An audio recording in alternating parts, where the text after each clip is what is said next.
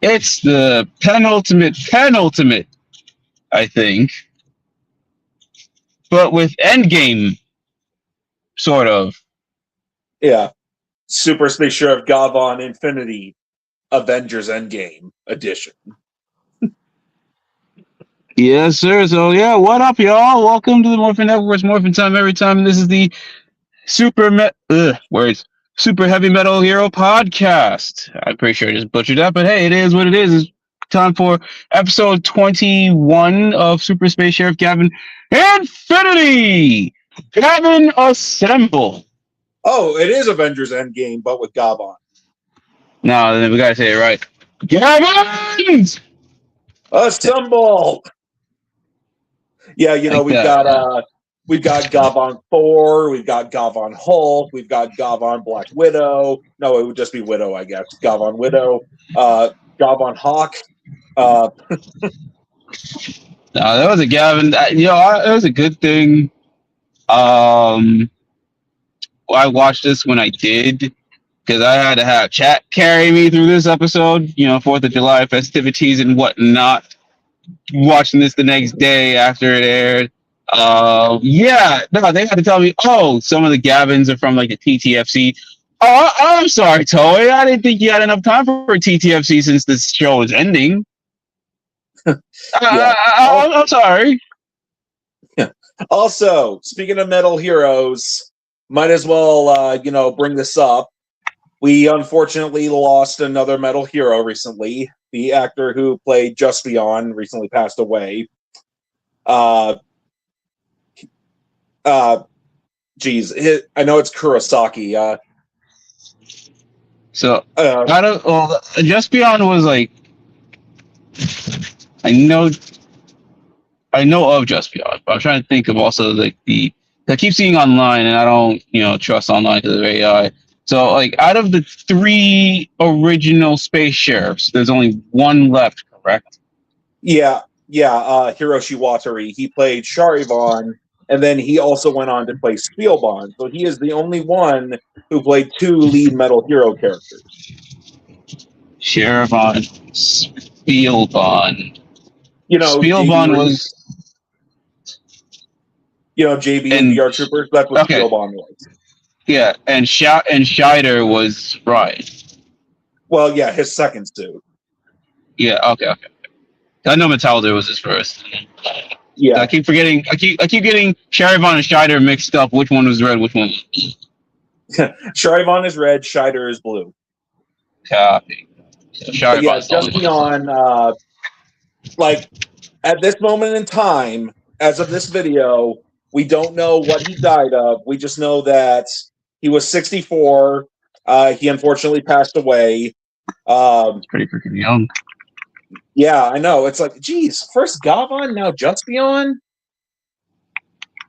You gotta take care of your loved ones, and take best care of yourselves, and hug your loved ones.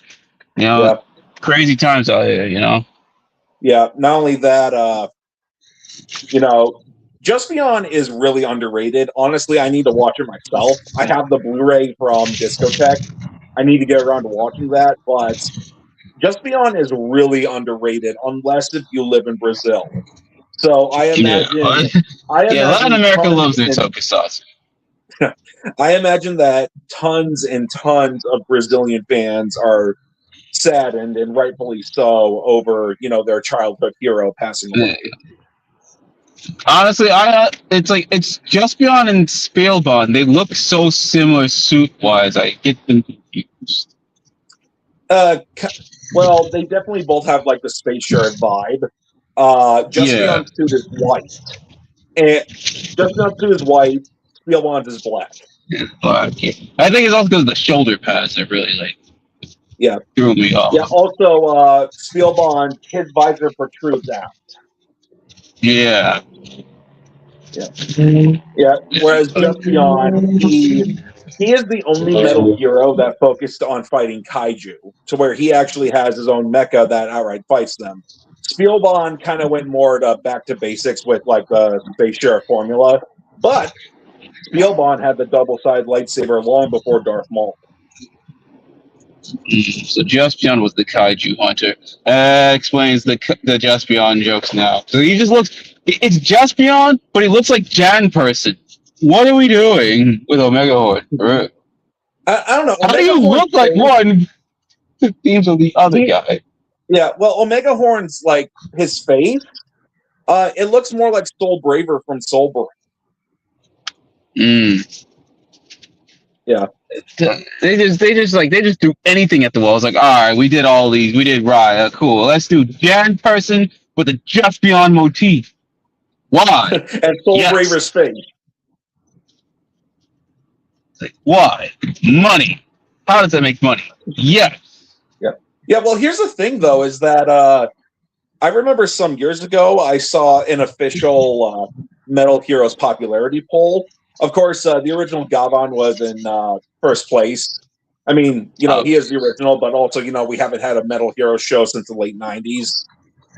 And Just Beyond was in dead last place. Just Beyond is not very popular in Japan. How the hell is that last? But they had Cub Attack. Where? What? Yo, all right, Japan, you got that one. Yeah. Well, I don't know. Yeah, when Just Beyond aired in Japan, it had moderate success, but I barely ever see Japanese fans talk about it. Whereas on the other hand, I see Brazilian fans, and I think that's awesome that they love Just Beyond so much. He is like a national icon over there. He is one of, if not the most popular tokusatsu hero over there. I mean, it's because they know how to appreciate good stuff over there. Yeah. But, when it comes to your own home, God knows, Yeah, that's interesting how that works when something isn't very popular in Japan, but it's a hit overseas. Like for example, Go Lion was not very popular in Japan, but when it became Voltron over here, it was a huge hit. Oh, wow. Crazy. Yeah. So yes, rest in peace, Kurosaki, Just Beyond, you are beloved, especially in Brazil.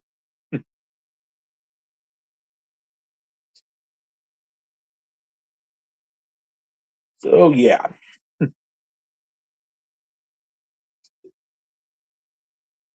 Okay, where'd Jared go? I think he's setting that up or something. Setting. Yeah, got stuff going on. But the episode itself had very the words. Little to nothing going on this episode except action. Yeah. So basically, Yusei and the cult of Maku. Oh gosh, Yusei, why? Why, man? You're better than this. I think you were the only Yu-Gi-Oh protagonist that never gave in to the darkness or like had a rage out, really.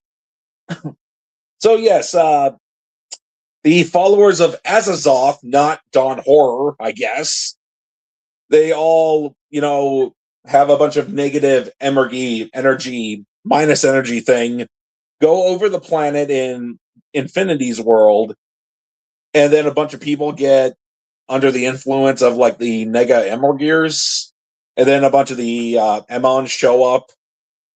So then, excuse me. So, Gavan Infinity, he starts fighting them off, and then out of nowhere, here comes Gavan Raya. Oh, and Bushido. Oh, and Luminous. Oh, hey, look. It only took 21 out of 23 episodes to get the whole gang together. All right. I guess Jared will be back in a bit.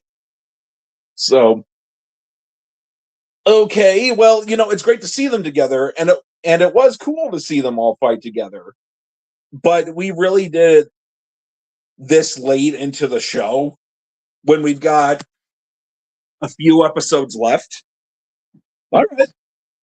All right. Hang on. Maybe he needs to be added back in. Oh, he's not back yet. Probably having technical difficulties. Well, hopefully he'll be back soon. Anywho, I guess I'll just take over for the time being until he comes back. So yeah, we finally see the four main Gavans team up. It was cool to see.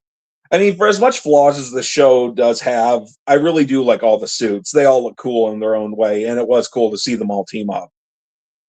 So then afterwards,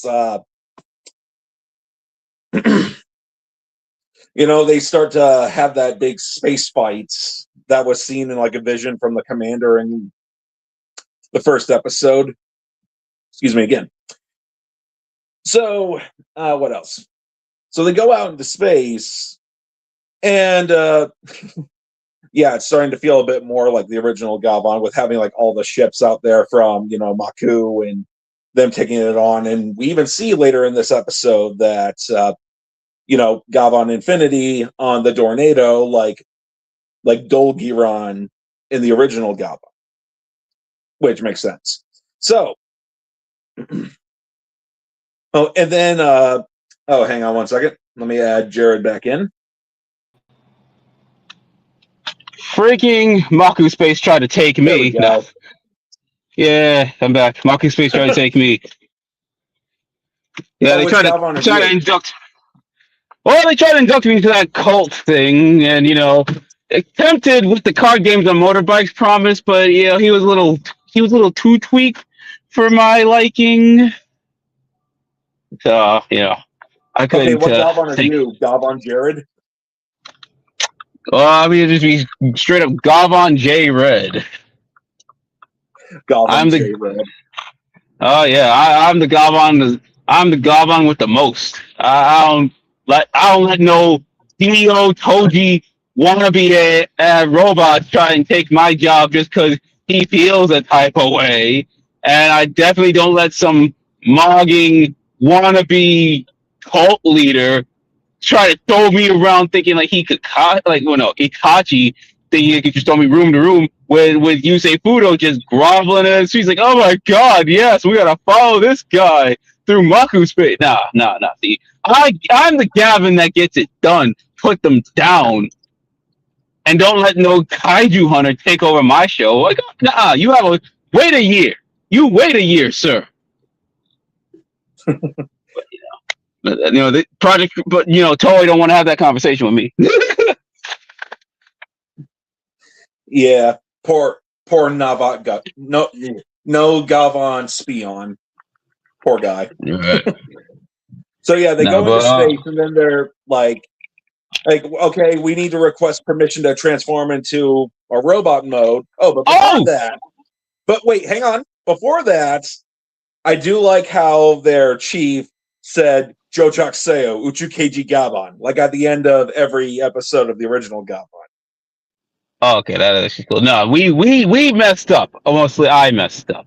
The character from last week that was also in the episode this week, played by my goat, my Toku goat, Jiro from Kiba. Man, aged like fine friggin' wine. And Zanki and Hibiki.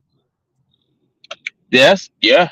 He was in Hibiki. I think he was also... Yeah. He was in Hibiki, he was in Kiba. He did a lot of other Toku.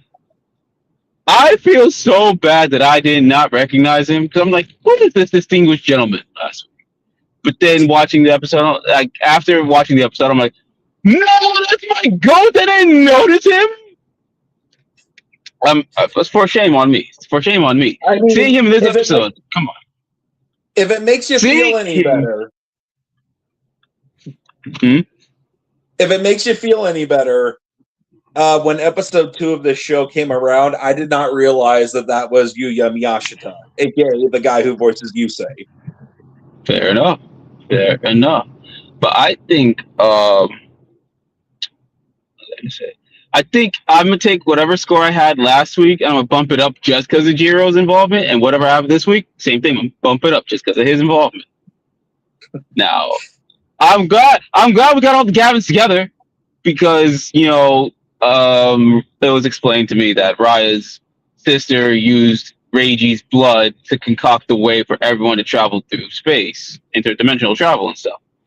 Which that makes sense, but not much was shown to get there. You know, we didn't see her experiment and fail to get there. You know, Yeah.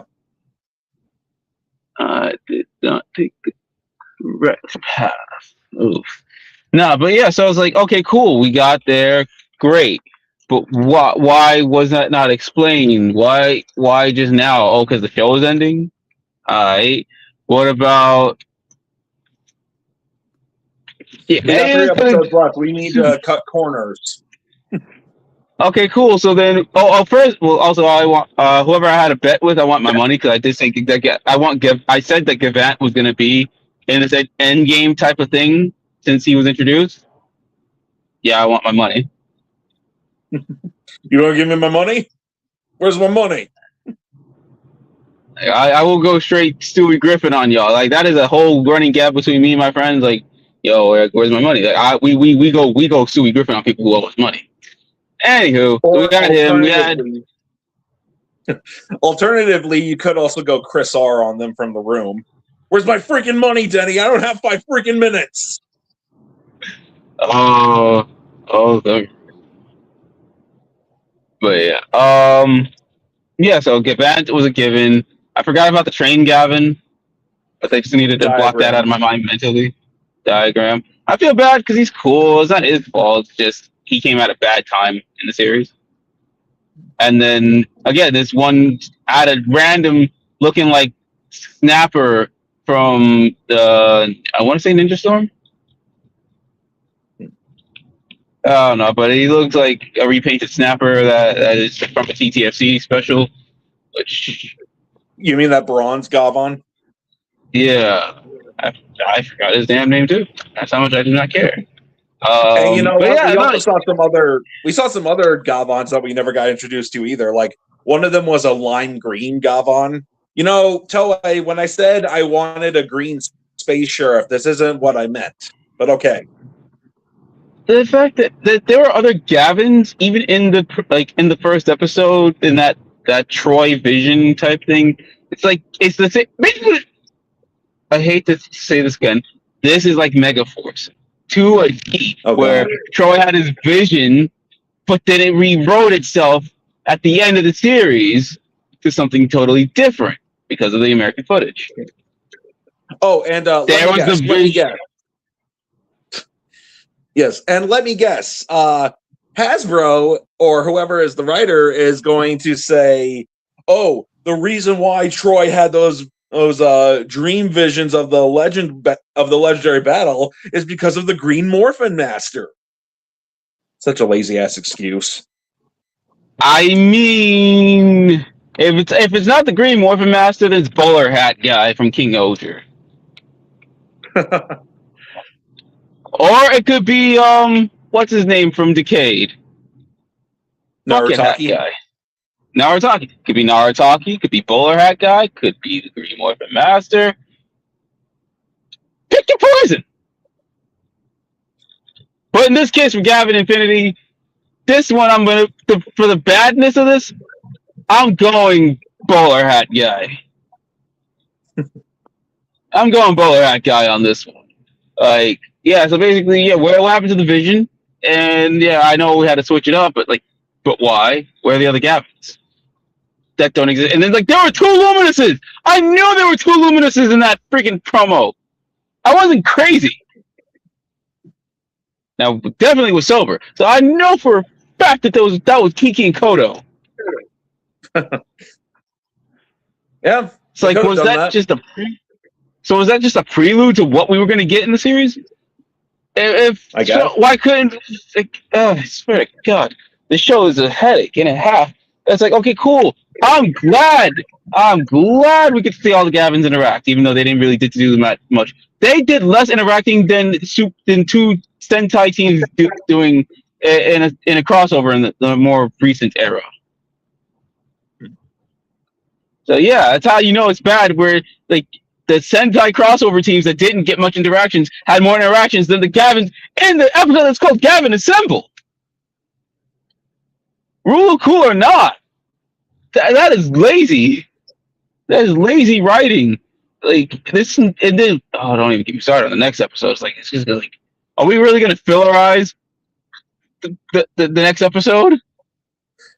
I guess. Oh, But before you go on the tangent, so I don't remember what his name is, but he's also like one of the people that gives permission for, well, I should say approval for, their Gavarion triggers to transform. Why do they hang on. I'm going to go on a little tangent myself. Why do they need permission? Approval to have their ships transform into a mecha. What if they're in a dire situation and then it's like they don't have anybody to approve it? Is there a way to like override that in like emergency situations? It's like, hey guys, it's a really bad situation. We might need the mecha mode. No, you don't have permission. Yeah, but we gotta file the proper paperwork to get that. And it's like by then the world is already destroyed. And it's like, yo, bro, what the hell? Yeah. And then oh god, and then Jiro's assistant. I already knew from his appearance last week. Oh yeah. Guy, assistant, glasses, he's evil. Yep. That's usually in Kamen Rider, but it's nice to see it in outside of Rider. And the fact that that's a trope since what? He's a part of Maku too. Who could have saw that coming? Again, he's an assistant that wears glasses that look like every other trope from Kamen Rider since I want to say Drive. I want to say since Drive, that's been a thing, and that is a disgusting. It's not a disgusting trope, but it's a stupid trope. Like why? Like we know you're sleazy, you're slimy. Like, the slimiest one of all has done that is still in Skits. Nag Sparrow. Yes, Nag Sparrow. He's the worst of them all. Brain was the start of it, and he was pretty scummy. Even when he came back and had the 01 implants, he was still like it bumped him up to second place right under Nag Sparrow. Nag Sparrow will never be beat on that front. George is a special case. I'll let that slide. We love George here. That's the only good thing out of Revice. One of the few good things out of Revice. I'll be nice, but still, Vice can jump off a bridge from like here, and I do mean the actor as well.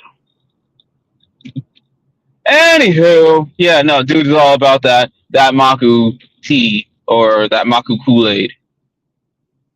Who could have foreseen that? Because you're not gonna just have Jiro come up in here and be evil now. Because then that would make me crash out and give up the like. Oh, we only have a few episodes left. You have a few episodes left to have one of the goats of tokusatsu here, and you made him evil? Nah, you better see me outside, toy. I'll run your pockets. Yeah, I take that character series. So after the two ass clowns, which by the way, Toei, is Potron going to become a Gavan or not? Because you kind of built this up, but yet you could completely cut that out of this show so far, and literally nothing would be different about this show. And the funniest part is he can be his own Gavin. We've learned that there can be multiple Gavins in a single universe. They just can't be like basically if Gavin Infinity exists, obviously so does Death Gavin in the same universe because he was also Platinum or whatever the hell. Yeah. So theoretically, yeah, Patron can be a Gavin of his own. Gavin Patron. He can do it. He might have a Kabutak looking build if he transformed, maybe. Oh god, I think I just spoiled the end of the series. Oh no, what have I done? Yeah. Although, probably my favorite part of this episode was when they had all the ships gather their energy and then transfer it. And then you have the classic Metal Hero trope to where very much like in Scheider and Spielbahn, Gavan Infinity projects a giant version of himself to hold the Gavarian trigger and blast it at an enemy ship. Because for those of you who haven't seen it, in Scheider and Spielbahn, both of their ships, the Vabulos and the Grand Nazca, can both become giant cannons, and they can make giant hologram versions of themselves to fire it. Whoa! Whoa, time out. Flag on the play, flag on the play. I'm yellow carding this. So you're telling me Superman took that projection thing from Goku's Ultra Instinct, whom in turn took that from Metal Hero. So you're I telling guess. me that the Space Sheriffs knew Ultra Instinct before Dragon Ball even existed? I guess so. That is, you know what? I want. Good luck, anime fans. How you gonna spin this one to be like, oh, they took it from Goku? No, Goku took it from Metal Hero. Like how the Ginyus just took their whole thing from Sentai. And Great Saiyaman, come on, that's a whole freaking Kamen Rider, dude. And don't forget, Pokemon was inspired by Ultra 7's capsule monsters. You spin that one, anime nerds. Even though I'm an anime nerd my damn self. But anywho. Yeah. It's like, Yeah, guys, so, you can love anime and all, but don't crap on tokusatsu. A lot of animes took inspiration from tokusatsu.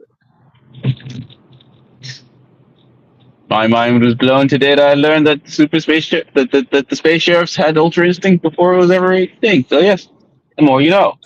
But, yeah, no, it was cool. Everything, like I said, everything was really cool. But then it's like it, and I said this over the weekend. This doesn't feel earned. None of it feels earned. Like, what did we do to get here? What was the story that built up to this? Blood being manipulated? Okay, cool, because Raya had his. So I assume with the combination of Raya's blood and Reiji's blood, their abilities to travel in through dimensions, his sister was able to synthesize it and make it a thing. But we didn't see that. We didn't see the trial and error for that. Yeah. What about everything? Like, okay, and then what about Diagram? We didn't see much of him after his debut and the train came about. Like, the train matrix, the train tricks, yeah. the main train, the main train. And we didn't see I don't know. The TTFC guy. We didn't see him in the show. And what about, like, we had like what, 2 episodes of SSS Gavan? Sure. And like, it's like, this just doesn't feel like an earned episode. And like I said, really cool and all. Yeah, we beat Death Gavin, even though he's just a punk. He's a fraud. And if I hear, oh, what if he's like Lothar? That makes it even worse, dude. That makes it 10 times worse. And yeah, Lothar can throw down. Like, Lothar threw down. I'm not gonna take that from him. He's obviously a skilled ninja at the end of the day. But like, we didn't see that until the end of the series. But at the same time, we saw what he came from before. So it's like, I think Lothar gets a pass because, you know, being banished kind of throws your whole equilibrium off. And actually, who did he marry for Mario Capri to be his uncle? Did they have a third sibling that we didn't? No, let's ask that question real quick. Mario Capri, who was their parent? How are they related? These are the more important questions than what the hell is going on in Gavin, apparently. But the same result as Gavin. We're never gonna get the answers. We're never gonna know. But yeah, with Lothar, at least, yeah, he had a plan, I guess you could say. Really dumb, but he had something. With Death Gavin, sure, he's got hands, but like, as soon as he's on the back foot, he's a punk. Lothar stood 10 toes down to the very end. Death Gavin serving this big, dirty bubble-looking thing. Just keep pointy pencils away from him if you want an autograph. Like, seriously, like, I don't know, man. I don't know. What was left in this episode? I don't even remember now.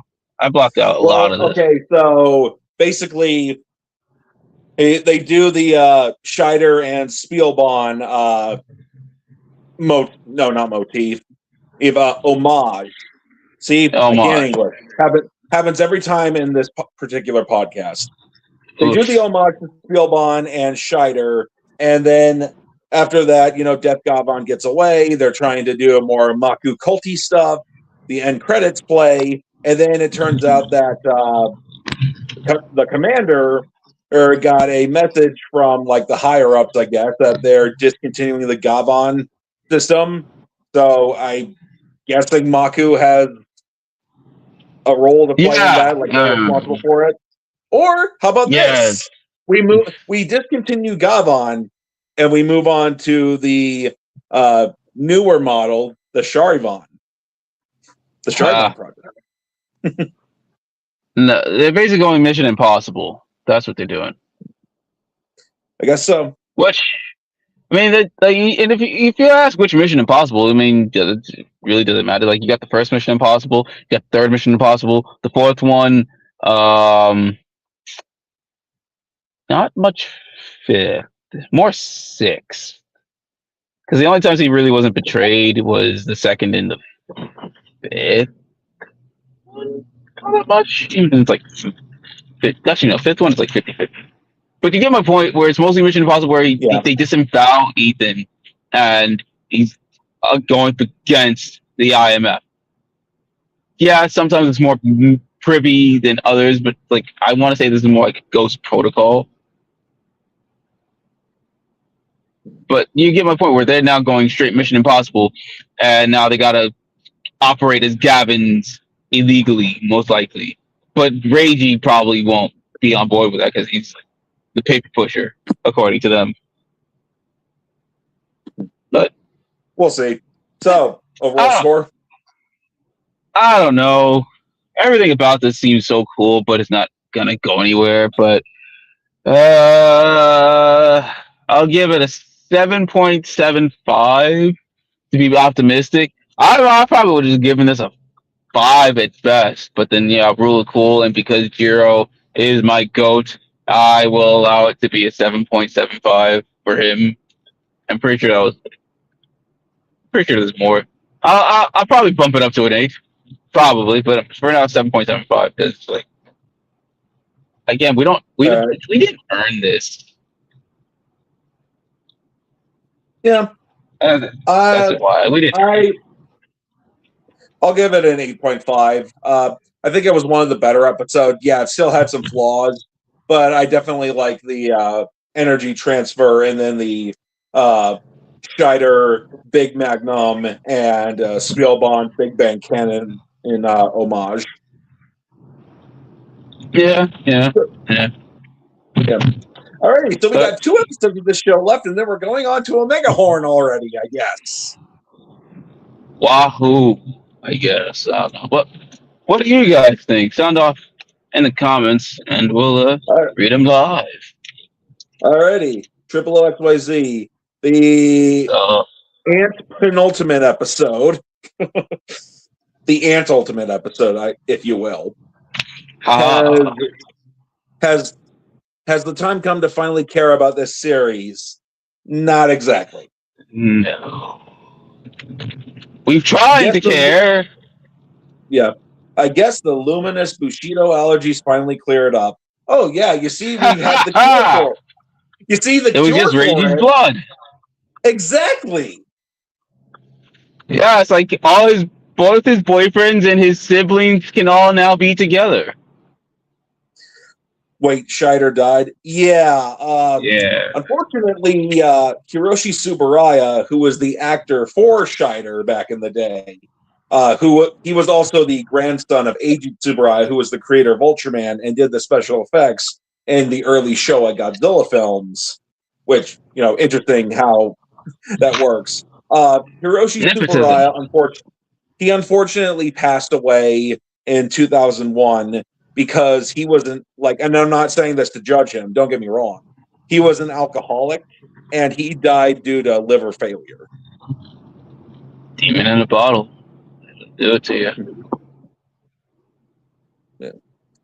Yeah, so geez, Gavan, Scheider, and Just Beyond. The darn shame. Yeah. Wish we had had a Grand Geo-style jingle for Metal Hero. Gavan Shire von Shire just beyond. Spielbahn Metallurgy Rajibon. Winspector, Soul, Brain Exceed, Draft, Gen Person, Blue SWAT, B-Fighter, B-Fighter, Kabuto, Kabutak, Robotac, EYA, Grando, Gavan Infinity. That actually does that was tough. That was tough. Yeah.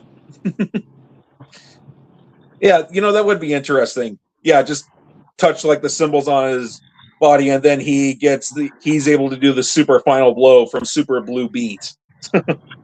Or Metalder's laser arm. Gavan Amigo is the brown one.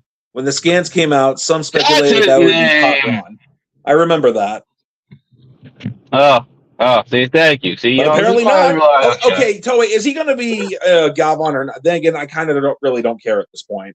We really just don't care. Just put him in the Kabutak suit and I just had a Mandela moment where I forgot that aside from the first episode, Jake didn't jump into Sentai Hero Special until midway through Boom Boomger. Yeah. Started out with Ultraman Tiga 2 years ago, and then, huge Sentai guy, so joined in for Boom. So I was here for 1.5 seasons of Sentai, that being the second half of Boom Boomger and all of Gojuger. Car Ranger Lovers Master Race. It really feels like it. Oh, okay. I guess we're not reading that. They basically established if Ninja Storm. Comments keep changing. It really feels like he has been around for the second half of King Oger, because of Bowler Hat Guy. Yes. I mean, like I said, he's always the one to blame. They basically established in Ninja Storm that Lothar, being a bumbling dad archetype, was all in act the whole time. Yeah. So, I mean, again, better than it was the most fun he had all season, so. Yeah, better than Death Gavin. Pacing-wise, this feels like a bad season of Reiwa Ultraman. A bunch of one-offs, a two-parter around episode 12, then more one-offs till the last 3 episodes. Things are dire in the second last, then Asshole finale. Let's hope that's not the case for Teo, which we'll be discussing soon. Damn. I mean, fair. I mean, no, it's the Neo-Sabanisms that really kills me with it all. Patron becoming Gavan is the new Teraraki from Blazar. Yeah. I mean, I've not seen Blazar. Well, all right. That's all the comments. We go over Kamen Rider Kabuto, Kamen Rider Z, Super Space Sheriff Gavan Infinity, and in about 10 minutes or so, we'll be going over Ultraman Teo. I cannot hear Jared's audio again. We're having that weird glitch again, so we're about ready to wrap up. The Matrix. Anyway. So, August 28th through the 30th, we'll be going to Power Morphicon. We also have the Buttery Show. And until next time, Jochak Seo Uchu Keiji Gaban. Join us for Teo.